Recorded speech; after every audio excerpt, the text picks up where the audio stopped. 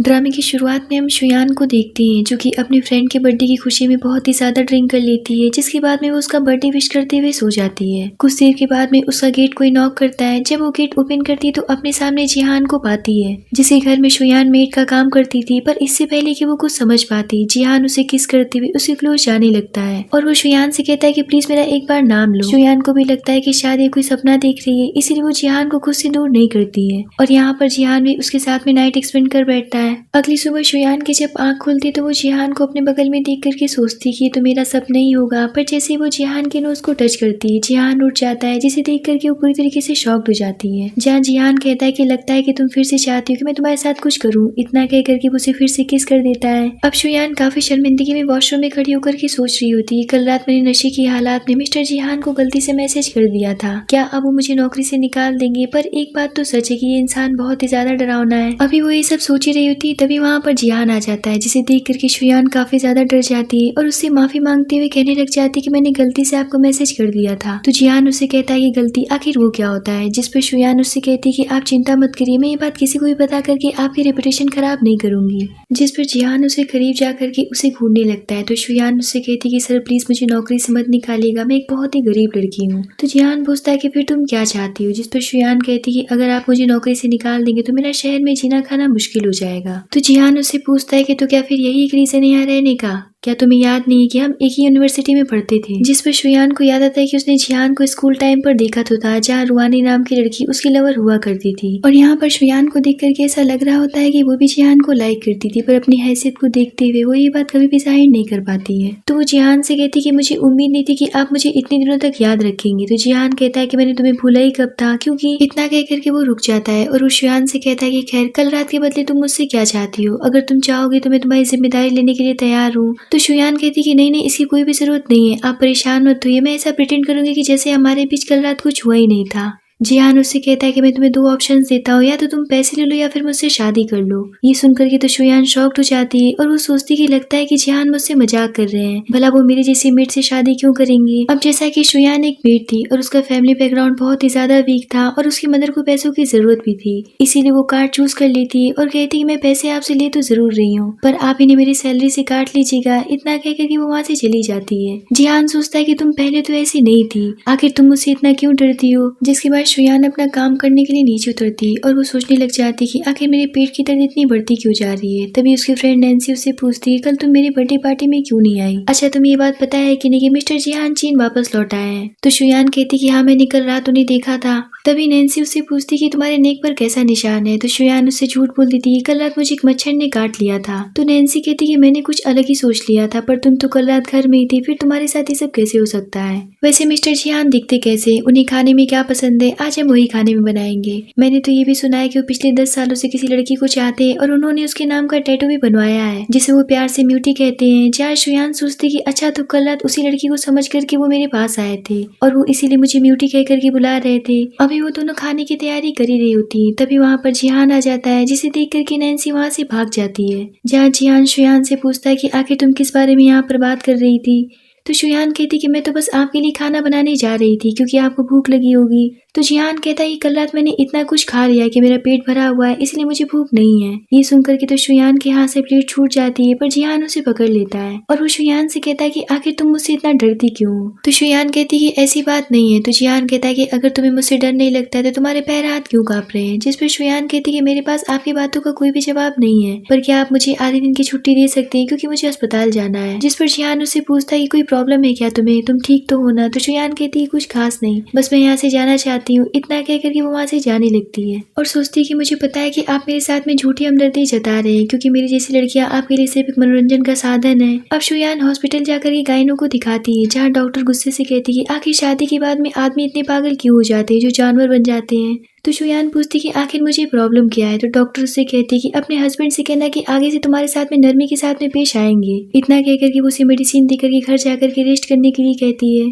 जहाँ शुयान अपनी दवा लेकर के वहाँ से जाने लगती है। उसी हॉस्पिटल में एडमिट हम शुयान की मदर को देखते हैं जो कि बीमार होने का नाटक कर रही थी और वो अपने बेटे से कहती कि देखा तुमने, उसने पैसों का इंतजाम करके पैसे ट्रांसफर कर दिए, अब हम मिल करके ऐश करेंगे। पर तब तक तो वहाँ पर शुयान भी आ जाती है जिसे देख करके उसकी मदर फिर से नाटक वाले फॉर्म में आ जाती है, जहाँ उसका भाई उससे कहने लग जाता है कि मुझे कुछ पैसों की जरूरत है। इतना कह करके वो उसका बैग चेक करने लगता है। तभी शुयान की मदर शुयान का पर्ची उठा करके देख लेती है और उन्हें पता चल जाता है कि शुयान ने नाइट एक्सपेंड कर लिया है जिसका ट्रीटमेंट चल रहा है। और वो शुयान से कहती है कल मुही तूने हमारे मुंह पर कालिक लगा दिया, ना जाने कहाँ से मुंह काला करवा करके चली आई, अब तो मुझे मर जाना चाहिए। तो शुयान कहती कि माँ ऐसी बातें मत करिए, मैं आपके लिए सब कुछ करूंगी। जहाँ उसका भाई उसे कहने लग जाता है कि तुम्हें दिख नहीं रहा है कि माँ के इलाज में और भी पैसे लगेंगे, तो मैं तुम्हें एक जगह काम करने के लिए ले चलता हूँ। इतना कहकर के वो उसे लेकर के जाने लगता है। तो शुयान कहती कि पर मैं अभी ज्यादा काम नहीं कर सकती हूँ। तभी उसकी मदर और भी ज्यादा बीमार पड़ने का नाटक करने लगती है, जिस पर शुयान डॉक्टर को चिल्ला चिल्ला कर बुलाने लगती है। तभी वहाँ पर डॉक्टर आते हैं और हमें यहाँ पर पता चलता है कि वो भी उसकी मदर से मिले होते हैं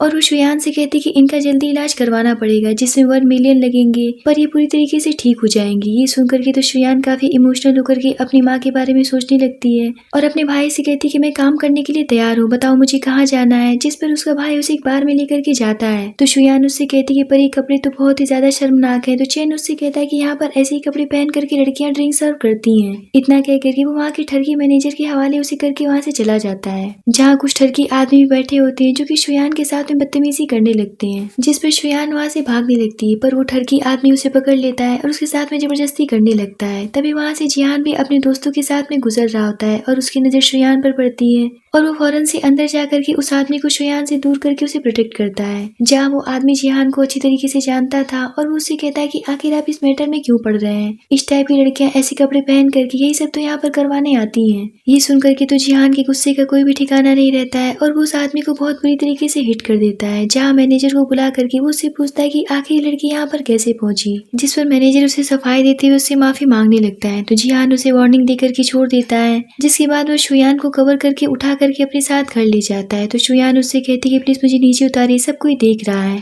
तो जिहान सभी मेट को वहां से जाने के लिए कहता है और उसे सोफे पर बिठा करके उसकी चोट को सेकने के लिए कहता है, जिसके लिए शुयान उसे थैंक्स करती है। पर जिहान का काफी ज्यादा मूड खराब हो चुका था और वो उससे गुस्से से पूछता है कि कल रात तुम मेरे साथ में थी, फिर आज रात तुम क्लब में भी ये सब करने के लिए चली गई, इसके लिए तो मुझे तुम्हें अवार्ड देना चाहिए। तो शुयान कहती कि मैं तो वहाँ पर बस बियर सर्व करने के लिए गई थी और कुछ भी नहीं, मैं कसम खा करके कहती कि मेरा ऐसा कोई भी इरादा नहीं था। जिस पर जिहान कहता है कि फिर तुम वहाँ पर करने क्या गई थी, ऐसी क्या मजबूरी आ गई थी कि तुम्हें ऐसी जगह पर जाना पड़ा, ऊपर से तुमने इतने घटिया कपड़े पहन रखे हैं। जिस पर शुयान हिचकिचाती हुई कहने लग जाती है क्योंकि मुझे पैसों की जरूरत थी। तो जिहान कहता है कि पर कल ही तो मैंने तुम्हें पैसे दिए थे। जिस पर शुयान कुछ भी नहीं बोलती। तो जिहान कहता है कि ऐसी जगह पैसों के लिए काम करने की बजाय क्यों ना तुम मेरे साथ में एक डील साइन कर लो, तुम बस मेरी हो जाओ, मेरे साथ में रहो, बदले में मैं तुम्हारी हर एक जरूरत को पूरा करूंगा। ये सुनकर के वो शॉक्ड हो जाती है और कहती है पर आप ऐसा क्यों कर रहे हैं। जिस पर जिहान उसे एक पेपर दिखाते हुए कहता है कि इसमें साफ लिखा है कि मैं तुम्हारी हर एक जरूरत को पूरा करूंगा, जिसके बदले तुम्हें मेरी जरूरत को पूरा करना होगा। शुयान सोचती है क्या जिहान मुझे एक वाइफ की तरह अपनी जरूरत पूरा करने की बात कर रहे हैं। जिहान कहता है कि अगर इस 1 साल के बीच में तुम्हें कोई और पसंद आता है तो तुम इस कॉन्ट्रैक्ट को खत्म कर सकती हो, पर जब तक ऐसा नहीं होता तुम सिर्फ मेरी रहोगी और मैं तुम्हारा रहूंगा। उसकी बातें सुनकर के शुयान सोचती कि आखिर जिहान को हो क्या गया है। जिहान कहता है कि अगर तुम चाहोगे तो मैं पब्लिकली ये बात भी बताने के लिए तैयार होगी, तुम मेरी गर्लफ्रेंड हो। शुयान कहती है पर आप ये सब क्यों कर रहे हैं। तो जिहान कहता है क्योंकि तुम्हारे साथ बिताया गया पल मुझे बहुत अच्छा लगा। ये सुनकर के शुयान सोचती कि सिर्फ मुझे खिलौना समझ करके मुझे यूज करना चाहते हैं, पर उसके पास में इसके अलावा कोई और दूसरा ऑप्शन नहीं था क्योंकि उसे अपनी मदर के इलाज के लिए पैसे चाहिए थे, इसीलिए वो उस पेपर पर साइन कर देती है। जिस पर जिहान उसे अपने करीब खींचते हुए कहता है कि तो आज से हम शुरू करते हैं, क्या तुम मुझसे कुछ कहना चाहती हो। और वो शुयान को देखते हुए सोचने लग जाता है कि शुयान तुम्हारे मन में मेरे लिए कोई भी फीलिंग्स नहीं है, इसीलिए मैंने ये तरीका यूज किया है ताकि तुम मेरे करीब रह सको और मेरे पास में रह सको, ताकि तुम्हें मेरी फीलिंग का पता चल सके। तभी शुयान उससे कहती कि आज आपने मुझे बचाया, इसके लिए आपका बहुत बहुत शुक्रिया। तो जिहान कहता है कि क्या ऐसे शुक्रिया कहते हैं। इतना कह करके वो उसके क्लोज जाने लगता है। तो शुयान कहती कि आप क्या कर रहे हैं, कहीं आप पागल तो नहीं हो गए हैं। तो जिहान कहता है कि हाँ मैं पूरी तरीके से पागल हो गया हूँ। इतना कह करके वो उसे किस करने लगता है। तो शुयान उसे ऐसा करने से रोकती है। तो जिहान उससे कहता है कि क्या मैं तुम्हें इतना बुरा लगता हूँ। तो शुयान कहती कि ऐसी बात नहीं है, आज मैं हॉस्पिटल गई थी तो डॉक्टर ने मुझे कुछ समय के लिए ये सब करने के लिए मना किया है। तो जिहान उससे कहता है कि पर तुम्हें हुआ क्या है, क्या कोई प्रॉब्लम है। जिस पर शुयान काफी हिचकिचाते हुए उससे कहती कि ये सब कल रात में जो आपने मेरे साथ किया था उसी की वजह से हुआ है। ये सुनकर के जियान उससे फौरन से माफी मांगता है और कहता है कि मुझे माफ कर दो, अगली बार से ऐसी गलती नहीं होगी। तो शुयान कहती कि अब मैं आपके लिए क्या करूं। तो जियान कहता है कि मेरी चिंता मत करो, तुम अपना ख्याल रखो और मुझे एक प्यारी सी किस दे दो। इतना कह करके वो उसे किस करके छोड़ देता है। अगली सुबह शुयान की जब आंख खुलती है तो वो खुद को जिहान के रूम में पाती है। जब वो अपना मोबाइल चेक करती है तो उसमें बहुत सारे नैन्सी के मैसेजेस पड़े होते हैं, जो कि उससे पूछ रही होती है कल रात तुम्हारे साथ में क्या हुआ था, कहीं सर ने तुम्हारे साथ में कुछ गलत तो नहीं किया था। और अभी अभी वो हम सबसे कह करके कहें कि शुयान को कोई भी परेशान नहीं करेगा, उसे अच्छे से आराम करने दो। अब मुझे ऐसा लगने लगा है कि हम सभी को तुम्हें मैडम कहना पड़ेगा, पर तुम हमें भूल मत जाना। तो शुयान कहती कि पागल, ऐसी बात नहीं है, मैं सिर्फ उनके साथ में इसलिए हूँ क्योंकि मैंने एक कॉन्ट्रैक्ट साइन किया है। पर वो जैसे ही बाहर निकलती तो वो देखती है कि रुआनी जिहान से मिलने के लिए आई थी और वो शुयान को देख करके उससे पूछती कि आखिर तुम जिहान के रूम में क्या कर रही थी और तुमने ऐसे कपड़े क्यों पहन रखे हैं। तभी वहाँ पर और भी मेड आकर के रुआनी से कहने लग जाती कि आपके एब्सेंस में बॉस को बहका रही थी और उन्हें सीड्यूस करके उनके बिस्तर पर चढ़ गई थी, क्योंकि हम सब ने कल रात इसे अपनी आंखों से देखा था जहाँ जिहान सर इसे उठा करके अपने साथ ले आए थे। तो शुयान कहती कि ऐसी बात नहीं है, तुम सब मेरे बारे में गलत क्यों कह रही हो। तो मेड कहती कि ज्यादा हमें समझाने की जरूरत नहीं है, हमें पता है कि तुम मिसेस जिहान बनना चाहती हो। ये सब सुन करके तो रुआनी के गुस्से का कोई भी ठिकाना नहीं रहता है और वो शुयान को जलील करती हुई कहने लग जाती कि भले ही हम एक साथ एक यूनिवर्सिटी में पढ़ा करते थे, लेकिन अब तुम्हारी औकात सिर्फ एक नौकरानी की है। दूसरी तरफ हम जिहान को देखते हैं जो कि अपने ऑफिस में बैठा हुआ था। तभी वहाँ पर असिस्टेंट आकर के उसकी एक इम्पोर्टेंट मीटिंग के बारे में उसे बताता है, पर जिहान का उसमें कोई खास इंटरेस्ट नहीं रहता है, जिसे देख करके असिस्टेंट उससे कहता है कि मैं अच्छी तरीके से जानता हूँ कि आप यहाँ पर सिर्फ शुयान की वजह से वापस लौट करके आए हैं, फिर आप उनके साथ में रहने के लिए इतनी जद्दोजहद क्यों उठा रहे हैं, क्यों आप उन्हें डायरेक्ट प्रपोज नहीं कर दे रहे हैं। तो जिहान कहता है कि मैं ऐसा नहीं कर सकता हूँ, मुझे अपने दिल की बात उसे धीरे धीरे करके ही समझानी पड़ेगी, क्योंकि वो अपने आप को मेरे लायक नहीं समझती है। उसकी बातें सुन करके असिस्टेंट वहाँ से चला जाता है, जहाँ जिहान शुयान के स्केचेस निकाल करके उसे देखने लगता है, जो कि उसने खुद अपने हाथों से स्कूल टाइम में बनाया था। जिसे देख करके वो कहता है कि मैं उम्मीद करता हूँ कि इन एक साल में तुम भी मुझसे प्यार करने लगोगी। और यहाँ पर हमें पता चलता है कि जिहान शुयान से बेइंतहा मोहब्बत करता था।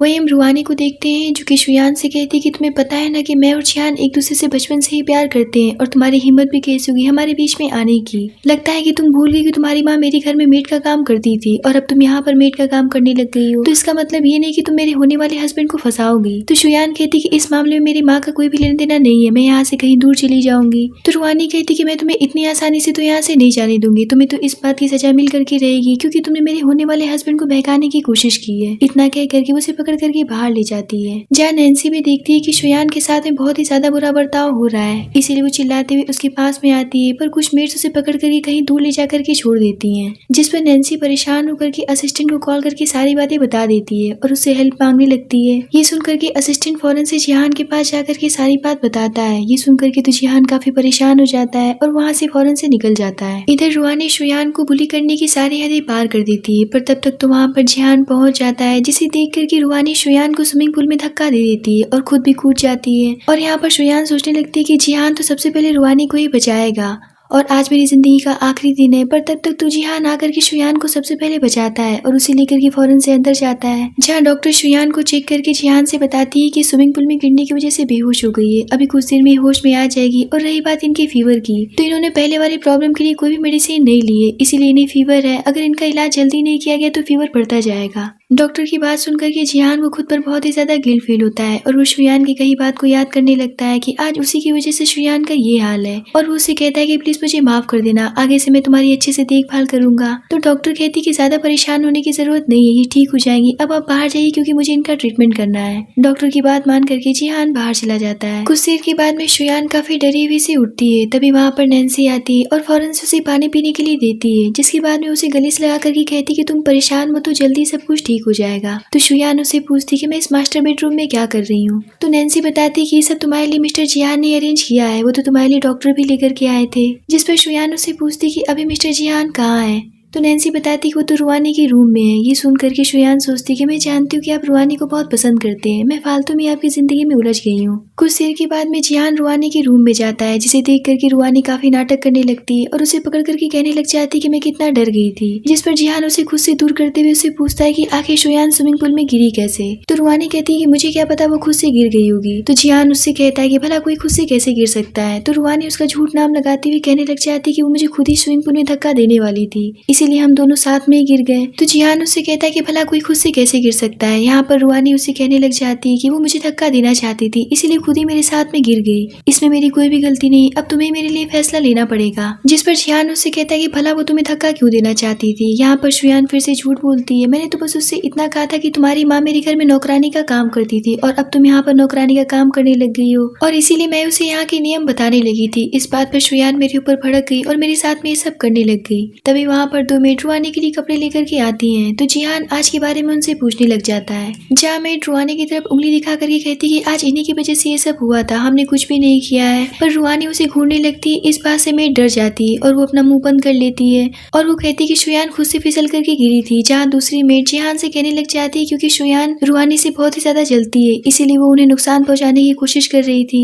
तो जिहान कहता है कि मैं ये बात अच्छी तरीके से जानता हूँ कि शुयान कैसी लड़की है, और वो उनके ऊपर काफी ज्यादा गुस्सा हो जाता है। ये देख करके वो दोनों मेड वहाँ से भाग खड़ी होती हैं। जहाँ रुहानी जिहान से कहती है कि देखो अपना दिल ज्यादा उसके लिए पिघलाने की जरूरत नहीं है, आखिर है तो वो एक नौकरानी, इसीलिए उसे नौकरी से जल्दी निकाल दो। इस बात पर जिहान काफी गुस्सा हो जाता है और कहता है कि अपनी औकात में रहो। एक बात मैं तुम्हें बता देना चाहता हूँ कि शुयान मेरी वुमेन है, इसीलिए उसकी पूरी जिम्मेदारी मेरी है। आगे से उसके बारे में कुछ भी कहने से पहले सोच लेना, वरना मुझसे बुरा कोई भी नहीं होगा। इधर शुयान उसका रूम छोड़ करके बाहर आ जाती है। जहाँ नैन्सी कहती कि देखो तुम अभी भी बहुत बीमार हो, इसलिए तुम्हें यहाँ से जाना सही नहीं है। तो शुयान कहती कि वो एक VIP कमरा है, मैं वहाँ पर नहीं रह सकती हूँ, मैं मिस्टर जिहान को ज्यादा परेशान नहीं करना चाहती हूँ। अब इन्हें आता हुआ रुहानी देख लेती है और वो जानबूझ करके जिहान से कहने लग जाती है कि मुझे पता है कि तुम तो शुयान को अपनी लाइफ में परमानेंटली नहीं रख सकते हो। तो जिहान कहता है कि हाँ, क्योंकि वो मेरे पास में कुछ समय के लिए ही है। ये सुन करके तो शुयान को बहुत ही ज्यादा दुख होता है और वो सोचती कि भला मैं दुखी क्यों हो रही हूँ, मैं तो ये बात अच्छी तरीके से जानती हूँ कि एक न एक दिन मुझे जिहान की जिंदगी से चले जाना है। शुयान को इतना दुखी देख करके नैन्सी उससे पूछती कि तुम ठीक तो हो ना। तो शुयान कहती कि मैं सोच रही हूँ कि मैं उनकी जिंदगी से कहीं दूर चली जाऊँ, आखिर मैं उनके बीच में क्यों आऊँ। इधर रुहानी जिहान से कहती कि तुम कितने साल के बाद में वापस लौट करके आए हो, क्यों ना हम एक साथ में एक अच्छा टाइम स्पेंड करें।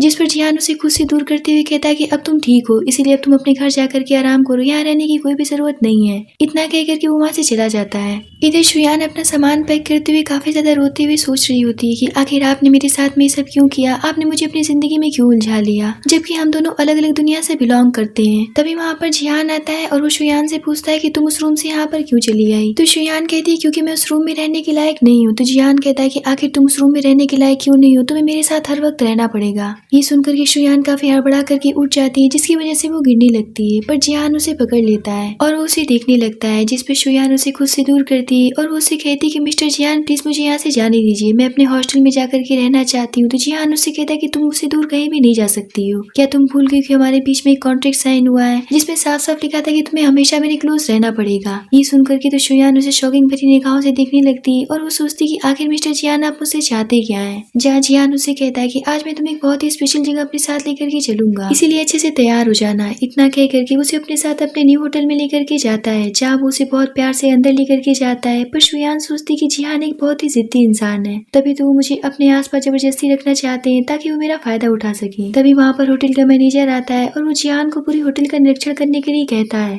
जिस पर जिहान शुयान से कहता है कि मैं थोड़ी देर में आता हूँ, तब तक तुम्हें जो भी कुछ खाना हो उसे ऑर्डर करके एंजॉय करो, तुम्हें अच्छा लगेगा। तो शुयान कहती है कि ठीक है। अब शुयान वहाँ पर बैठ करके अपनी कॉफी पी रही होती, तभी वहाँ पर रुहानी भी अपने फ्रेंड्स के साथ में आ जाती है और वो अपनी फ्रेंड से कहती है कि नौकरानी यहाँ पर क्या कर रही है। तो उसके साथ की लड़की भी कहने लग जाती है कि ये तो हमारे स्कूल की सबसे गरीब लड़की थी, फिर यहाँ के बिल कैसे अफोर्ड कर सकती है। तो रुहानी कहती है क्यों ना आज हम पुरानी यादों को ताजा करें। कुछ देर के बाद में एक वेट्रेस आकर के शुयान से कहती कि आपको अंदर बुलाया जा रहा है। शुयान सोचती कि लगता है कि जिहान ने मुझे बुलाया होगा, इसीलिए वो अंदर चली जाती है। जहाँ रुहानी सहित उसके स्कूल की कई अमीर लड़कियां बैठी होती हैं, जो कि सभी मिल करके शुयान की गरीबी को लेकर के उसका मजाक बनाने लगती हैं। यहाँ तक कि वो कॉफी का कप गिरा करके फोड़ देती हैं, जिसे शुयान साफ करने लगती है। ये देख करके वो सभी हंसते हुए कहने लग जाती कि देखा तुम, ये तो बिना कुछ कही अपनी नौकरानी वाले फॉर्म में आ गई। जिस पर शुयान कहती कि आखिर मैं भी तो एक इंसान हूँ, क्या गरीब होना पाप है, और अगर मैं गरीब हूँ तो इसका मतलब ये नहीं कि तुम सभी मिलकर के मेरा इंसल्ट करोगे। इस बात पर सभी उसके ऊपर भड़क जाती है और रुहानी कहती कि लगता है कि बहुत ही ज्यादा भूखी है, इसका मुंह बंद करवाना पड़ेगा। इतने पर तो वहाँ पर खड़ी लड़कियां शुयान को जबरदस्ती पकड़ करके खाना खिलाने लगती हैं। तभी वहाँ पर जिहान आ जाता है और वो फौरन से शुयान के पास जाता है और उसे पानी पीने के लिए देता है। पर शुयान की ऐसी हालत देख करके वो मैनेजर से कहता है कि इसे रूम में लेकर के जाओ और फौरन से डॉक्टर को कॉल करके बुलाओ ताकि इसका चेकअप करवाया जा सके।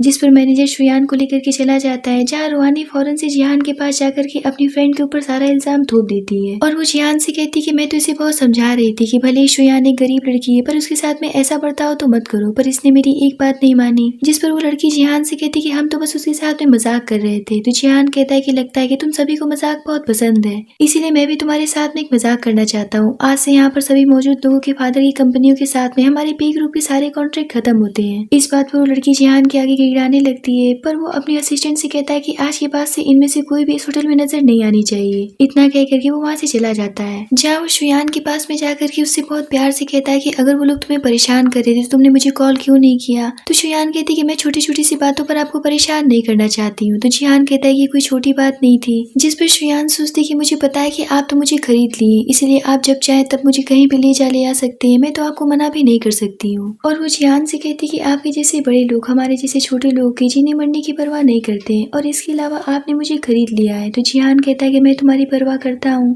तो शुयान कहती कि मजाक मत करिए, हमारे बीच बस एक कॉन्ट्रैक्ट है, उससे ज्यादा और कुछ भी नहीं। ये सुनकर के जिहान बहुत दुखी हो जाता है और कहता है कि आखिर मैं तुम्हें अपनी फीलिंग्स कैसे समझाऊं। तो शुयान कहती कि आपको कुछ भी समझाने की जरूरत नहीं है, हम दोनों एक दुनिया से नहीं है। ये सुनकर के जिहान गुस्सा हो जाता है और कहता है कि तुमने बिल्कुल ठीक कहा कि हम दोनों एक दुनिया से नहीं है। और वो अपने मन में सोचता है कि मुझे पता है कि तुम मुझे इस लायक समझते ही नहीं हो जो कि तुम मुझे अपनी दुनिया में शामिल कर सको, और यही सोचते हुए वहाँ से चला जाता है। पर शुयान की अचानक से तबीयत खराब हो जाती है और उसे वोमिटिंग आने लगती है। पर इस बात से परेशान होकर के जिहान बहुत ही ज्यादा ड्रिंक करने लगता है, जहाँ असिस्टेंट उसका उसे ऐसा करने से मना करता है और वो उससे कहता है कि आपने बहुत ही ज्यादा ड्रिंक कर ली है। तो जिहान उससे कहता है कि आज उसने एक ऐसी बात कह दी जो कि मेरे दिल में तीर की तरह लग गई है। उसने मुझसे कहा कि हम दोनों एक दुनिया से नहीं है, आखिर मैं उसे इतना बुरा क्यों लगता हूँ, जबकि मैं उसे अपनी पूरी दुनिया मानता हूँ। अगर वो नहीं है तो मैं खुद को भी इमेजिन नहीं कर पाता हूँ। जिस पर असिस्टेंट उससे कहता है कि आप अपने ही बनाए हुए जाल में खुद ही फंस चुके हैं, अब बेहतर ये हुआ कि आप जाकर के डायरेक्टली उनसे अपने दिल की बात बता दीजिए। तो जिहान कहता है कि मैं ऐसा नहीं कर सकता हूँ क्योंकि वो खुद को मेरे लायक नहीं मानती है, और अगर मैंने ऐसा कह दिया तो वो डर जाएगी और मुझे छोड़ करके चली जाएगी।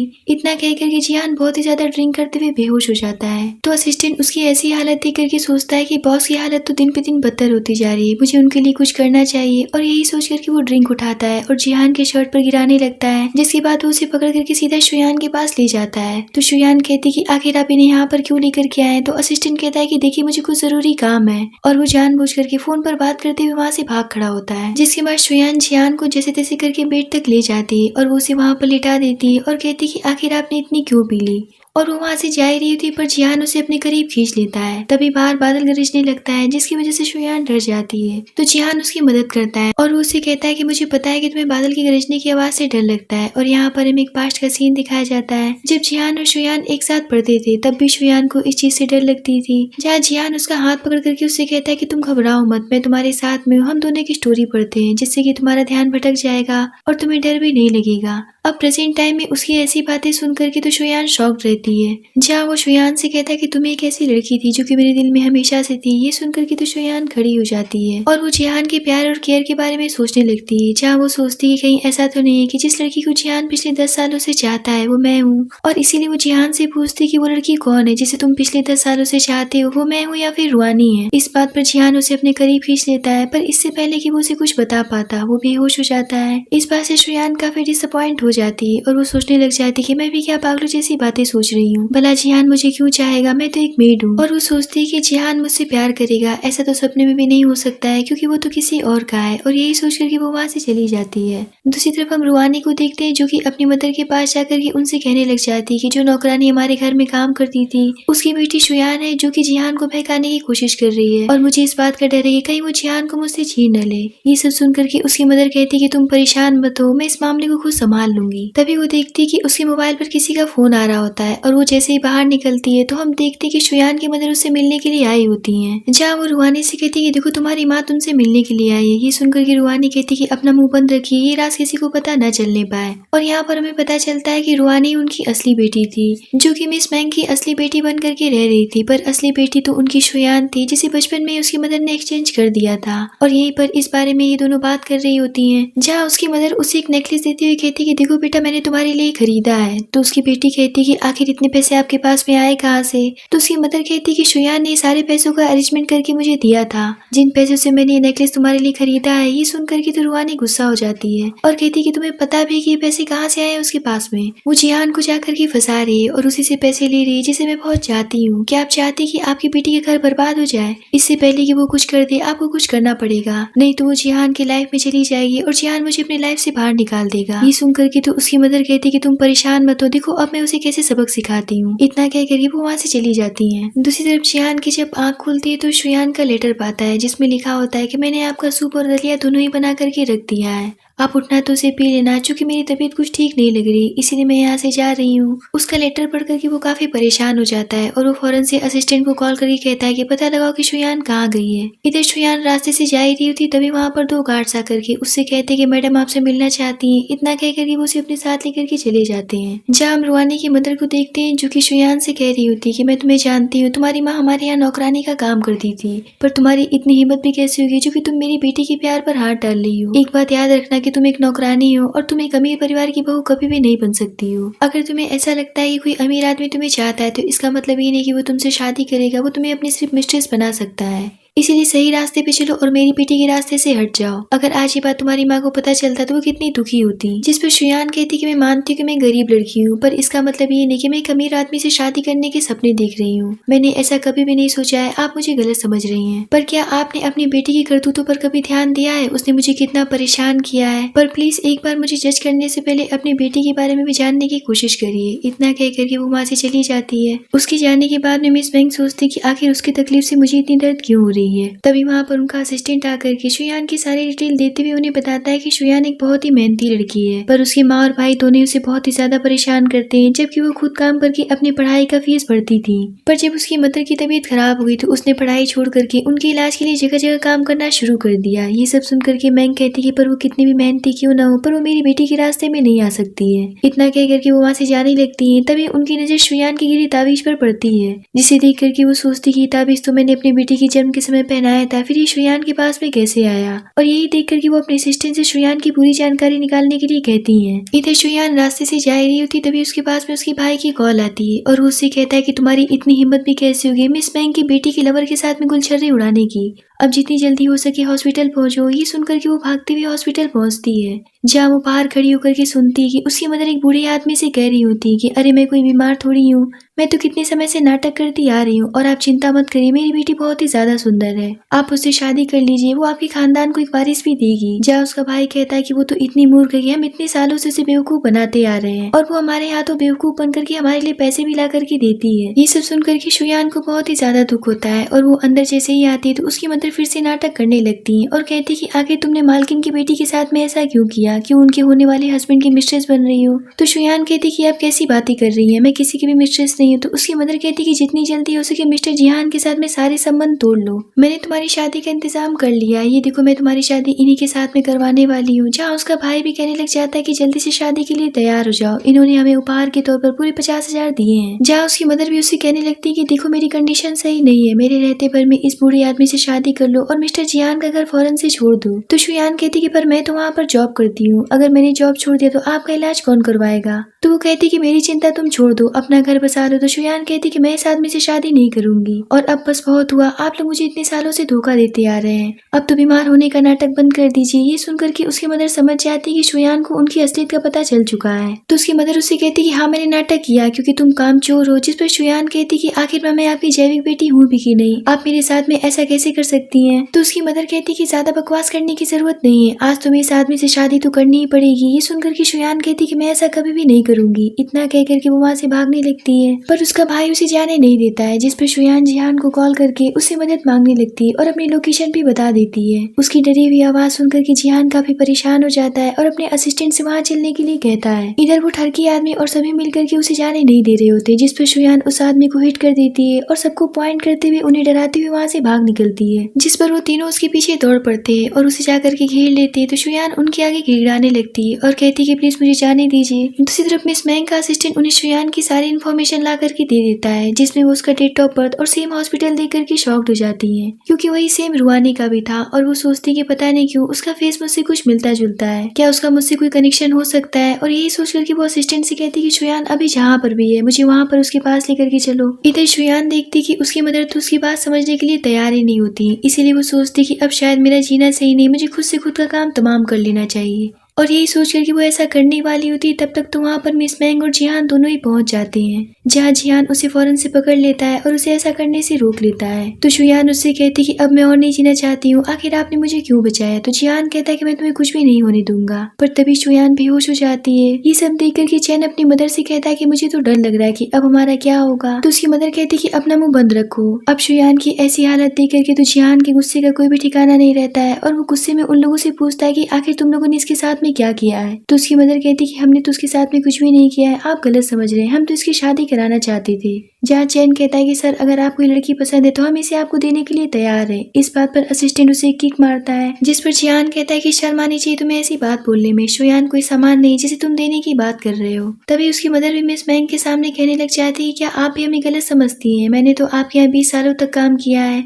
जिस पर मिस मैंग भी उसे किक मारते हुए कहती कि मैंने तो अपनी बेटी की वजह से तुमसे इसकी शिकायत की थी, पर मुझे नहीं पता था कि तुम लोग इंसान नहीं बल्कि जानवर हो। और तभी चैन की मदर की नजर उनके हाथ में लिए हुए ताबीज पर पड़ती है और वो सोचने लग जाती कि मैंने तो शुयान को अपनी बेटी के साथ में रिप्लेस किया था ताकि रुहानी को एक राजकुमारी की तरह जिंदगी मिल सके। पर जल्दीबाजी में वो शुयान का ताबीज नहीं निकाल पाती और वहाँ से भाग जाती है। अब प्रेजेंट टाइम में जिहान देखता है कि शुयान की तबीयत कुछ ज्यादा ही खराब होने लगती, इसीलिए वो उसे लेकर के जाते वक्त अपने असिस्टेंट से कहता है कि इन तीनों को खूब पिटवाओ और अच्छे से सबक सिखाओ ताकि ये अपनी जिंदगी में दोबारा से शुयान के साथ में कुछ भी गलत करने की ना सोच सके। इतना कह करके वो उसे वहाँ से लेकर के चला जाता है, जिस पर गार्ड्स उन्हें खूब पीटना शुरू कर देते हैं। कुछ देर के बाद में डॉक्टर शुयान का ट्रीटमेंट करने के बाद बताते हैं कि अगर थोड़ी सी भी देर हो जाती तो हम इनके बच्चे को नहीं बचा पाते, पर अब माँ और बच्चा बिल्कुल ठीक है। ये सुनकर के तो जिहान शॉक्ड हो जाता है और वो पूछता है कि क्या शुयान प्रेग्नेंट है। तो डॉक्टर बताते हैं कि हाँ ये 3 वीक प्रेग्नेंट है। जिहान समझ जाता है कि ये तो उसी का बेबी है और वो बहुत ही ज्यादा खुश होता है। पर मिस मैंग उससे पूछती है क्या तुम्हारा रिश्ता इतना आगे बढ़ चुका था। तो जिहान कहता है कि मेरा पर्सनल मैटर है, इसमें आपको पढ़ने की कोई भी जरूरत नहीं है।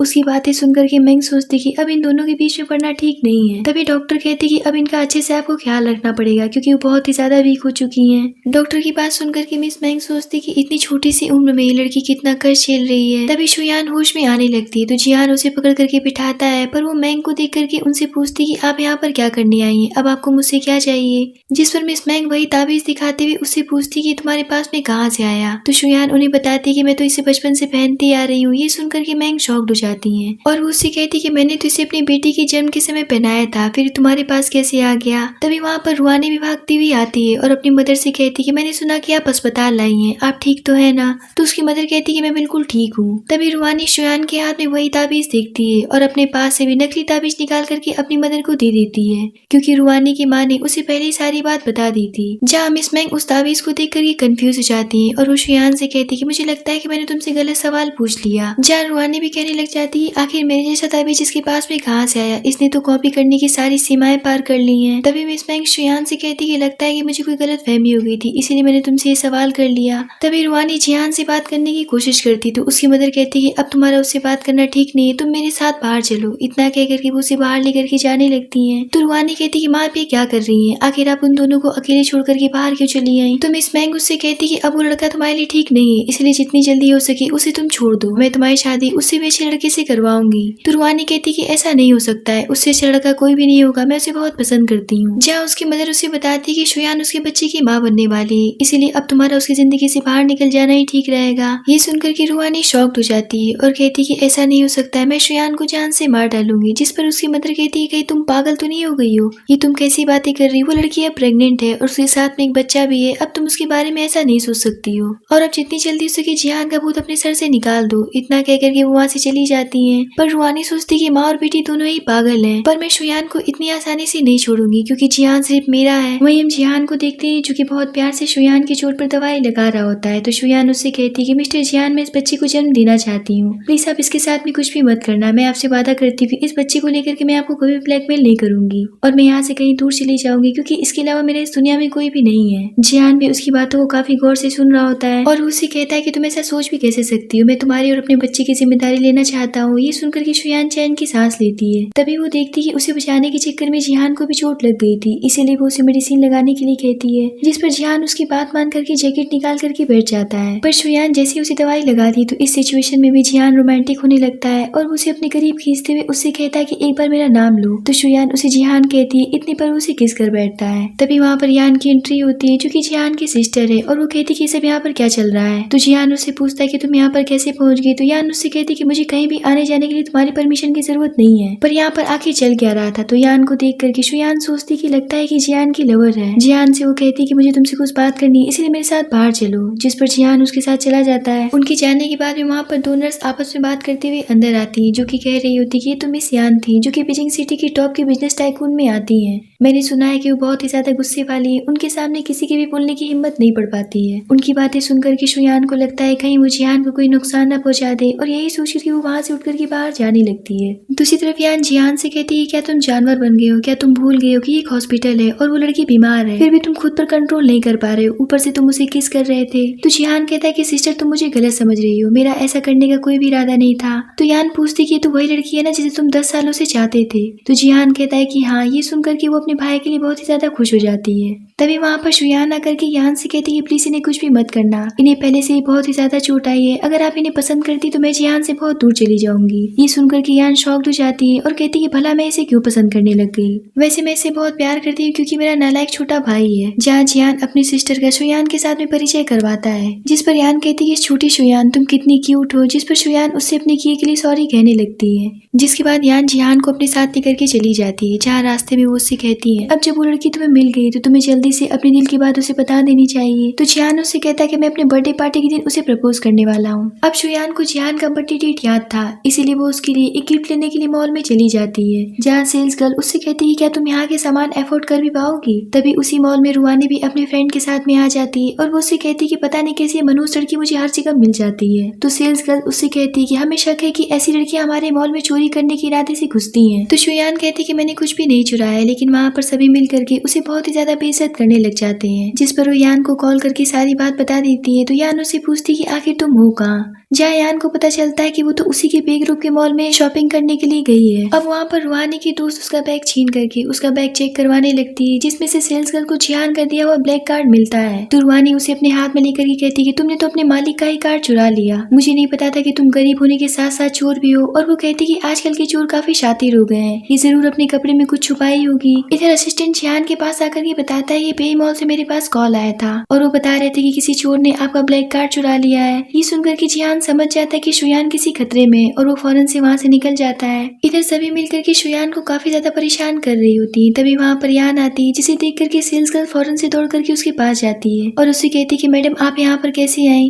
तो यान कहती है कि मैं तो यहाँ पर अपनी बहन को देखने के लिए आई थी। ये सुनकर के रुआनी उसके सामने चली जाती है, पर यान उसे धक्का देती हुई शुयान के पास जाती है। तो शुयान रोती हुई उससे कहती है कि मैंने यहाँ से कुछ भी नहीं चुराया है। तो यान कहती है कि मैं अच्छी तरीके से जानती हूँ, जिस पर वो सेल्स गर्ल कहती है कि मैडम ये चोर है। ये सुनकर के तो यान उसे एक थप्पड़ लगा देती है और उसे फौरन से जॉब से निकाल देती है। जिसके बाद वो शॉप का गेट बंद करके उन दोनों के पास जाकर के कहती है कि आज मैं तुम दोनों को अच्छे से सबक सिखाऊंगी। इतना कह करके वो रुआनी के फ्रेंड के बाल पकड़ते हुए उससे कहती है कि अगर तुम चाहती हो कि मैं तुम्हें ना मारूं तो तुम्हें अपने हाथों से रुआनी को पीटना होगा। इतना कह करके वो उसका हाथ पकड़ करके रुआनी को खुद ही एक जोरदार थप्पड़ मरवाती है। अब यान के डर से उसकी दोस्त रुआनी को खुद ही एक थप्पड़ लगाती है, जिस पर रुआनी और वो दोनों आपस में लड़ने लग जाती है। जहाँ यान शुयान से कहती है कि तुम्हें अपने लिए स्टैंड लेना होगा, वरना लोग तुम्हें कमजोर समझ करके तुम्हारे साथ हमेशा ही गलत करेंगे, इसलिए तुम्हें अपने लिए लड़ना होगा। अब जा करके रुआनी को उसके किए की सजा दो। उसकी बातें सुनकर के शुयान के अंदर हिम्मत आती है और वो रुआनी के पास जा करके उसे एक जोरदार थप्पड़ लगाती है और वो उससे कहती कि बस बहुत हुआ, अब से तुम मुझे कभी भी नहीं धमका सकती, वरना मुझसे बुरा कोई भी नहीं होगा। जिस पर रुआनी यान से कहती कि इसने जिहान का ब्लैक कार्ड चुराया है। तो यान कहती है क्या तुमने अपनी आंखों से चोरी करते हुए देखा था, फिर तुम ये बात कैसे कह सकती हो। और वैसे भी तुम एक बात कान खोल करके सुन लो, ये ब्लैक कार्ड क्या इस पूरे पे ग्रुप पर इसका अधिकार है, भला वो अपने घर में चोरी क्यों करेगी। इतना कह करके वो उन दोनों को पकड़ करके उस शॉप से बाहर निकाल देती है और शुयान को बहुत प्यार से अपने साथ लेकर के घर जाने लगती है। तभी वहाँ पर जिहान आता है, जिसे देख करके रुआनी उसके पास आती है। तो जिहान उससे पूछता है कि शुयान कहाँ है। तो वो कहती कि भला वो यहाँ पर क्या करेगी, मैंने तुम्हारे जैसा नकली कार्ड एक लड़की को लेकर के घूमते हुए देखा था, बस उसी से वो कार्ड लेने के चक्कर में मैं उससे लड़ पड़ी और इसी चक्कर में मैं घायल हो गई, प्लीज मुझे अस्पताल लेकर के चलो।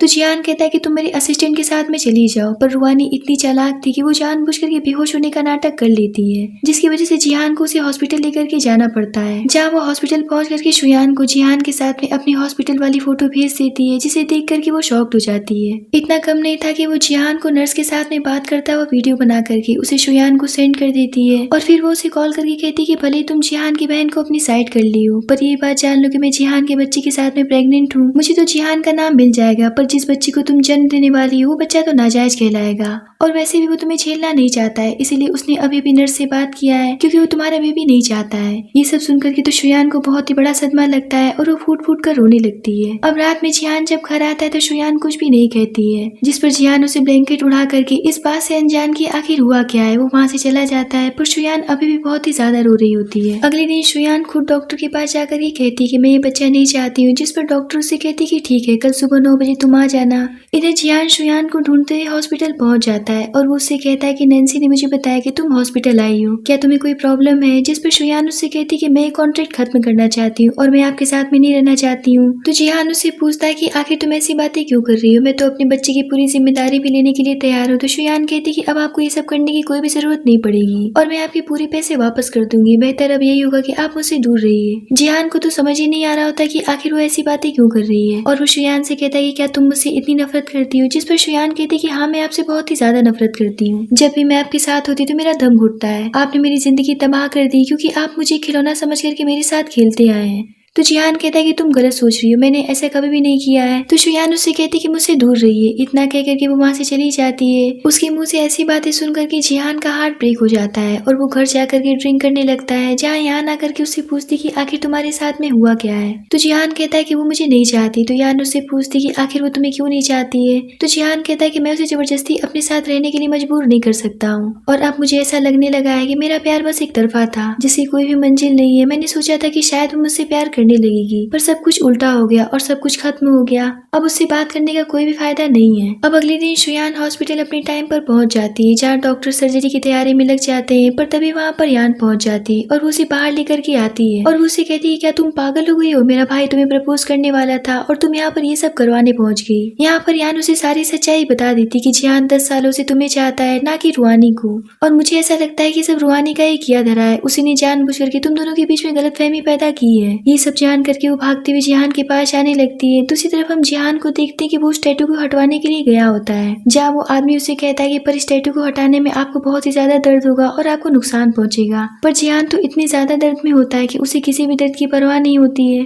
पर इससे पहले कि वो टैटू मिटाता तभी वहाँ पर शुयान पहुंच जाती है और दौड़ते हुए जिहान को गले से लगा लेती है और उससे कहती है कि मुझे सब कुछ पता चल गया है, प्लीज मुझे माफ कर दीजिएगा, पर आपने पहले ये बात मुझे क्यों नहीं बताई। तो जिहान कहता है क्योंकि उस समय मेरी फैमिली के साथ में कुछ प्रॉब्लम चल रही थी और मेरा पे ग्रुप घाटे में जा रहा था और इसी वजह से मुझे विदेश भेज दिया गया था ताकि मेरी पढ़ाई डिस्टर्ब ना हो जाए। पर मैं तुमसे प्यार करता हूँ ये बात मुझे पहले ही बता देनी चाहिए थी, लेकिन मैं इस बात से बहुत ही ज्यादा डरता था कि कहीं मैं तुम्हें खो न दूं। तभी शुयान उसके टैटू को देखते हुए उससे पूछती कि तो रुहानी के जन्मदिन का डेट है ना। तो जिहान कहता है कि ऐसा तुम्हें किसने बताया। तो शुयान कहती कि स्कूल टाइम से लेकर के आज तक सभी तो यही कहते आ रहे हैं। जिस पर जिहान उससे कहता है कि जब मैं तुमसे पहली बार स्कूल में मिला था ये वही डेट है, क्योंकि मैं पहली बार से तुमसे प्यार करने लग गया था। ये सुनकर के तो शुयान खुश हो जाती। तो जिहान उससे पूछता है कि फिर मैं तुम्हारा जवाब सुनना चाहता हूँ। इस बात पर शुयान उसे किस करके अपने प्यार को कन्फेस करती है, जिस पर जिहान भी खुशी खुशी उसे हक कर लेता है। जिसके बाद वो दोनों बातें करते हुए घर जा ही रहे होते तभी वहाँ पर एक कार एक्सीडेंट हो जाता है, जिसमें मिस मैंग होती है, जिसे देख करके वो दोनों फौरन से हॉस्पिटल लेकर के जाते हैं, जहाँ डॉक्टर बताते हैं कि पेशेंट को ब्लड की जरूरत है और उनसे मैच करता हुआ ब्लड हमारे पास अवेलेबल नहीं है। जिस पर शुयान कहती है कि मेरा ब्लड ग्रुप सेम है, आप मेरा ले लीजिए। अब यहाँ पर शुयान उन्हें ब्लड दे करके बचा लेती है, जिस पर जिहान कहता है कि तुम प्रेग्नेंट हो, तुम्हें ऐसा नहीं करना चाहिए था। तो शुयान कहती है कोई बात नहीं है, मैं अपने सामने किसी को मरता हुआ नहीं देख सकती हूँ। तभी नर्स आकर के बताती है कि मिस मैंग ठीक है। जहाँ वो दोनों उनसे मिलने के लिए जाते हैं तो मिस मैंग शुयान से उनकी जान बचाने के लिए थैंक्स करती है और उससे अपने किए के लिए माफी मांगने लगती है। तो शुयान कहती है कोई बात नहीं, बड़ों को माफी नहीं मांगनी चाहिए। तभी अचानक से उनकी तबीयत बिगड़ने लगती है तो डॉक्टर भागते हुए आते हैं। तो जिहान उनसे पूछता है कि आखिर इन्हें हुआ क्या है। तो डॉक्टर बताते हैं कि जब कोई क्लोज रिश्तेदार किसी अपने को ब्लड देता है तो ऐसी सिचुएशन बन जाती है, आपको पहले ये बात बतानी चाहिए थी। ये सुनकर के तो शुयान शॉक्ड हो जाती है और जिहान से पूछती है कि डॉक्टर के कहने का मतलब क्या था, मैं तो उनके परिवार से बिलोंग नहीं करती हूँ। जिस पर जिहान कहता है कि तुमने बताया था कि तुम्हारी मदर रुहानी के घर पर काम करती थी, क्या तुम्हें ऐसा कभी फील हुआ है कि मिस मैंग तुम्हारी जैविक मदर है। इस बात पर शुयान को उनकी ताबीज वाली बात याद आती है और यही कंफर्म करने के लिए जिहान अपने असिस्टेंट को कॉल करके उनके साथ में शुयान का डीएनए टेस्ट करवाने के लिए कहता है। दूसरी तरफ रूहानी भी भागते हुए हॉस्पिटल पहुंचती और वो नर्स से पूछती कि मेरी माँ कैसी है। तो नर्स बताती कि अभी उनका इलाज चल रहा है, अभी वो खतरे से बाहर नहीं है। तो रूहानी कहती है क्या आपने उन्हें कोई वसीयत बनवाते हुए देखा है। तो नर्स कहती कि हम उनका इलाज कर रहे हैं, ना कि ये सब देख रहे हैं। इतना कह करके वो अंदर चली जाती है। तभी वहाँ पर रूहानी की मदर आकर के उससे अपने जीने खाने के लिए पैसे मांगने लगती है। ये सुनकर के रूहानी भड़क जाती है और कहती कि आप लोग आखिर मर क्यों नहीं जाते हो, जब देखो तब मुंह उठा करके मेरे पास चले आते हो। इधर मिस मैंग नॉर्मल हो जाती है, जहाँ उन्हें ब्लड प्रॉब्लम की वजह से पता चल जाता है कि शुयान उनकी जैविक बेटी है। तभी वो रूहानी को उसकी मदर के साथ में बात करते हुए देखती है, जहाँ नर्स बताती कि माफ करिएगा, जब आपकी बेटी को पता चला कि आपकी कंडीशन सीरियस है तो सबसे पहले आपकी वसीयत के बारे में पूछ रही थी। तो मैंग कहती कि वो मेरी बेटी नहीं है। ये सब होने के बाद में रूहानी मैंग के पास बैठी होती और वो जैसे ही होश में आती है वो उनसे कहती कि अच्छा वो जो आप होश में आ गई, मैंने ये वसीयत बनवाई है, आप इस पे साइन करके मेरे नाम पर सब कुछ कर दीजिए। तो मैंग कहती कि पर मैं तो अभी जिंदा हूँ।